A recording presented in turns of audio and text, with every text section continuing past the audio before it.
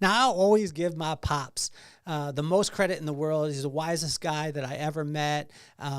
Gives sage advice. He was probably one of the most heartfelt people. If you got a chance to be around Pops, he would lift you up. He would make you better. Even if he had never done the thing that you do, he would show you how to do it better. He would take a kid out into the street. And if you're one of my friends, Will or Dave, he would do this exact same thing. He would take a football. He would have you grab a hold of it. He'd say, no, grab it out of my hands, all these things. You would be better at catching when you got done hanging out with my pops. My pops didn't play football. He didn't do any of those things, but he was the best coach in the world in helping you to be better at whatever it is that you were good at the time. But my pops was not about being good. He was about being the absolute best that you possibly could be. And when you would hang out with him, it would be amazing. Now, I give him those flowers. I talk about him all the time and the wisdom that he had and the guidance. But the part that I haven't told you about is the fun killer that this dude was. Like, when we were kids, me and my brothers, we would go out and we would play, and I swear every single time there was an ounce of fun that we started to have, it was almost like my pops had an old school beeper on his hip, and it would go off, and he would be like, oh, fun alerts, fun's happening. Let me alert and it was almost like he would go into like a superhero sense and think of how he could neutralize this fun. And most of the time it was with chores that he would just make up. They weren't necessary chores. They were literally, I think that he would be like, paint the roof. Dad, we live on base. Like we can't paint the roof. Paint the house. Well, we don't paint the house either. We live on base, Pop. Well, do something. And he would always get us away from that. And we used to always joke and give him such a hard time. And it was great because later on in life, when the brothers would get together, we'd give my pops the business because of this fun alert that was constantly in our mind was constantly happening. And as I sat down today in Proverbs 15, it was kind of like a little slap in the face. I had learned this over time, but it was a slap in the face because where I was laughing and giving him a hard time about this fun alert, it helped me to realize that he was teaching me some valuable life lessons. Although I don't think that my pops was, focused in on that. I think that God was able to use that in him. My pops, I think, was just focused on, killing all the fun that he possibly could because he had this beeper. If I ever find that beeper, I'm going to smash it into a million pieces. But Proverbs 15 gave us some insight and some wisdom into this. So why don't we get this party started?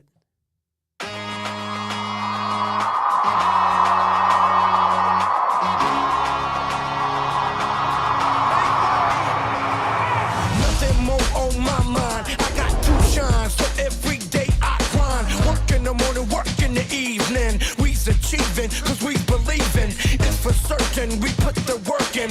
We ain't stopped just because it's hurting right before your eyes. So it's coming to no surprise. The takeover is televised over and over and over again. Make no mistake, we continue to win. Defeat never known, cause I will not lose. They wanna mimic my moves, but can't walk in my shoes.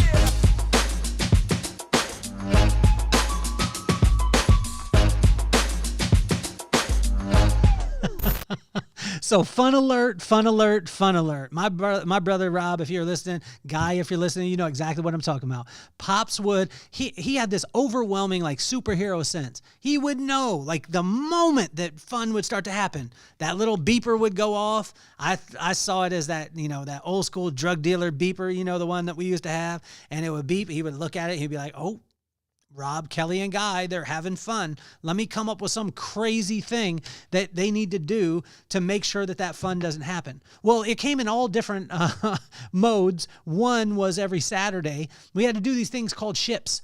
Now, my pops didn't realize. Now we look at them as, MLMs, which, don't all have a bad name. They're not all bad. But at the beginning, these pyramid schemes, as we called them back in the day, my pops bought into one, and it was a millionaire course, and it taught you how to be a millionaire by buying this course for $4,500, and it taught you how to become a millionaire by turning around and selling this course for $4,500 to a bunch of other people. Now, you can imagine, like, when you say that slow and you think about it, it's almost comical. But my pops did this, and the way that you would do it wasn't through social media, so we had tapes, and they called them ships. So my dad would buy a list, a physical list that they would mail to him of all these people's addresses. And then what he would do is take these ships, a cassette tape, and we had to take the cassette tape and we had to write Thomas Cardenas, or yes, Thomas Cardenas, 1109 Cottonwood, Vandenberg Air Force Base, 93437. And then write our 1-800 number on it. And we had to write it on the tape. You can imagine just writing out. And we had to write out 100 of these and then do 10 pages of notes before we could go out and play. Now, once we got a chance to be able to go out and play, though, the other stipulation on the Saturday was that you had to mow 3 lawns. So you had to do the 100 ships, do the 10 pages of notes, and then mow 3 lawns before you went out to play. We called this Fun Alert. It's amazing, though, because as I see it, the notes that I took, I still have some from 1986. I'm going to be sharing with the Vibe Experience. I'm going to bring my notebook from 1986. The things that I was writing at 11 years old are the things that I built, the principles that I built my businesses on. And I was mad at the time, but later on, it was a shift in perspective for me and my brothers. Right? Later on, we laugh about it, but we look at it, and my oldest brother became a doctor. My middle brother, who is Rob, he is one of the top attorneys there in Las Vegas with Cardenas Law Group, one of the top personal injury law firms in Las Vegas. And then I became, I started off as a hairdresser in the professional beauty industry, but got to travel the world and work with Paul Mitchell on a global scale. And so all these principles that we were mad at when we were kids all got put in line and helped us in our lives today and with our families today. And as we move forward, generations will be blessed because of the Fun Alert that my dad had. Now, at the time, we couldn't see it.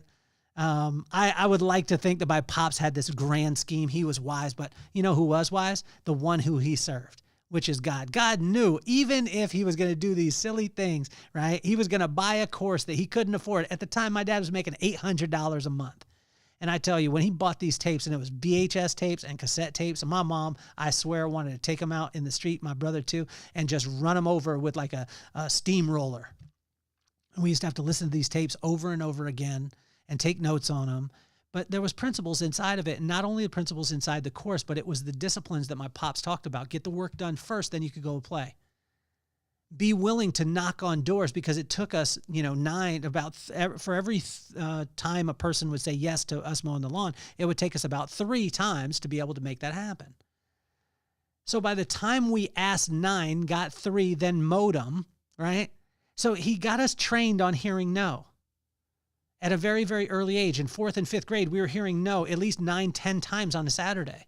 And we would just shake it off. They said, no, cool, let's go on to the next one. We need to mow their lawn. Why? Because we want to go and play. So if you want to do the things that you want to do the things that you're supposed to do when you're supposed to do them, and you'll get to do the things that you want to do when you want to do them.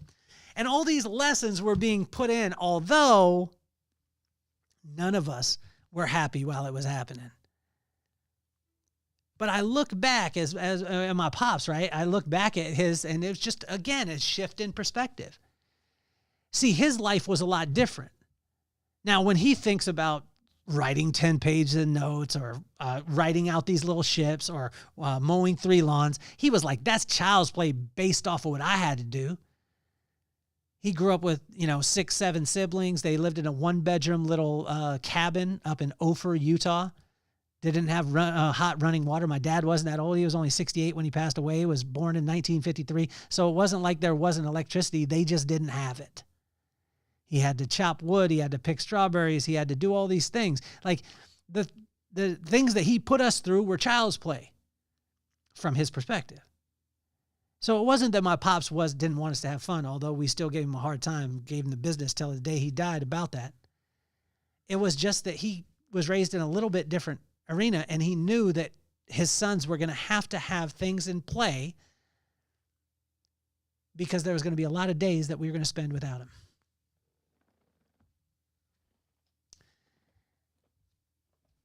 So I look at my pops, and although we would give him a hard time about being the fun alert or the fun killer, he was actually adding discipline into our lives that was uncommon and gave us an unfair advantage. Now, we couldn't see it as an unfair advantage because we didn't have the things that most people had. We grew up in Lompoc, California, and I mean, it's not the most affluent place in the world. It's a beautiful place to grow up. It was amazing. But I tell you, for us, I mean, our friends were going to Miller's Outpost and getting like Anchor blue jeans, and we couldn't touch those. We couldn't look at those because we couldn't afford it. But what my pops was showing us was giving us principles and helping us to be able to seek wisdom where that was going to be able to create for the future. And the principles, most of the time when you're getting them, aren't that comfortable at all. And as I looked at Proverbs 15 today, I want to go to just a couple verses and I want to share them with you. Proverbs 15:13. A joyful heart makes a cheerful face, but by the sorrow of the heart, the spirit is crushed. See, my pops wasn't trying to crush our spirits. He was just wired differently. And today, instead of wishing I could destroy the imaginary fun beeper, I find myself grateful for the fun alert that he had on his hip. Although at the time, I wish that I could have just continued to play, have as much fun as possible, and not even have to worry about anything. I'm grateful for the strength that he was building that I had no idea of his methods. Now, I'd like, again, to think that my dad had some grand scheme. He sat down, he was like, I'm going to make my kids disciplined and I'm going to help them. But my pops was like, no, man, I just know that there's going to be some hardships ahead. There's going to be some places where you don't get what you want. There's going to be times where people tell you no. There's going to be times where business doesn't go exactly the way that you want it to go. Or sometimes where everything is turned completely upside down. And I want you to be ready for it. I want you to be prepared. And I want you to have the discipline and the strength that I'm going to build in you from a very early age to be able to have you prepared for those times. Now, I'm not saying that I'm prepared for anything, but I tell you, that fun alert... if I would have got what I wanted at the time, I tell you, I probably would have been hurting a lot later on. I want to share with you another verse too, in Proverbs 15-32. It reemphasizes this. As I was reading through, it was almost like an ode to my pop. In Proverbs 15-32, whoever ignores instruction despises himself, but he who listens to reproof gains intelligence. Reproof is discipline.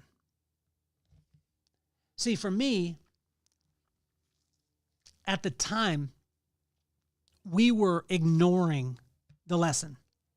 All we saw was the inconvenience. But now I see the wisdom. Pops just wasn't keeping us busy. He was training us to respect work, to build discipline, and to value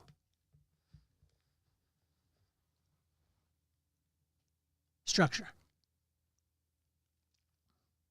which is tough in a creative field. It's tough in any field at all. But today I want to say thanks to Pop. Big Pop, I want to thank you so much. I want to thank you for your fun alert. I want to thank you for the fact that you called us in when we were just about to have some fun. And you had us do some chores that at the time we saw as senseless, we saw as meaningless, we saw as just something that you were just trying to strip our fun. But what you were doing is you were laying respect, you were laying structure, you were laying discipline. I still don't like it. Still want to have a lot of fun. But I can tell you this, it's a lot more fun when you have done what you needed to do, and when you get to the point where you get to do what you want to do when you want to do it. These principles are not rocket science. They're foundational principles. And I want to thank you, Pop, because you are, I tell you, every single day that I wake up, I miss you. I love you. You are the greatest man that I had ever met. I thank you for every single part of you. And I wish that I had 2 more minutes. I could even take 45 seconds with you, man. I'd still give you a hard time, and I'd still try and get that fun alert away from you. But I want to thank you for every single bit of discipline. I want to thank you for every single thing that you put us through that was hard, that we thought was hard. Because if we had to grow up in your scenario and grow up with your situation, I tell you, none of us would have made it through. This has been another episode of Inchstones, guys. If you want to read it, check out the Substack.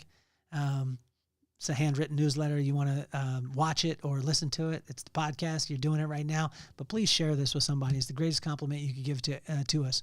Share it. Don't keep it to yourself. There's somebody out there, especially young kids. There's young boys that need to hear it, young girls that need to hear it. There's your wife needs to hear it. Your friend needs to hear it. Your husband needs to hear it. So share it with somebody. Invite discipline today. Get excited about it. But if you're a parent, seriously, stop using the fun alert.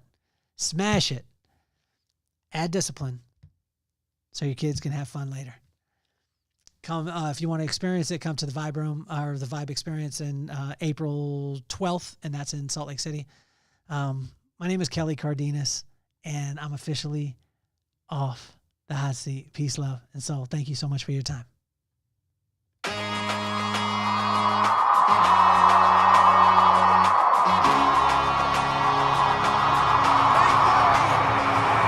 Nothing more on my mind. I got to shine, so every day I grind. Work in the morning, work in the evening. We's achieving, cause we believing. It's for certain, we put the work in.